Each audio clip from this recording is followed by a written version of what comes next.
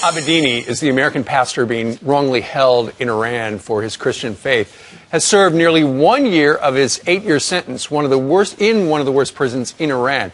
He has had no real communication with his family, but was able to get a letter out to his daughter on her 7th birthday.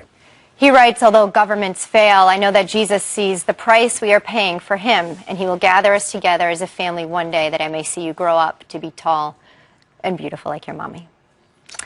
So with the Iranian president coming to the U.S. this week, could there be a chance of freedom for Saeed? Joining us now is that pastor's wife, Naghmeh Abedini. Welcome. Good morning. Thank you. 52 weeks ago, your husband was a free man.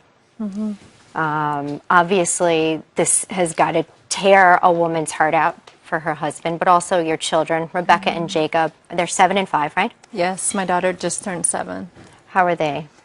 It's been, our whole family just has been torn apart the last year. They've lost their dad, and they were very close to him, and all of a sudden they've also lost me in a way. I travel so much, and actually, as I was coming here, my daughter was crying and saying, "Mommy, can you not travel?" And I said, "Well, I'm trying to get Daddy out, and you know, you have to be strong and brave." But it's been very emotional for them. Their whole life has changed. And this week presents an opportunity. I mean, the Iranians aren't going to help, but maybe if our president could somehow put some pressure on the Iranian president, your husband could be sprung. Exactly. And, you know, Iranian president has said he's a moderate and has, you know, made a lot of promises and nice words. But personally, I think if actions speak louder than words. And so if the Iranian government wants to take steps of, you know, they should take, you know, free the Americans that are there. Sure. I mean, just last week he released several prisoners, so that it has to yield some hope for you.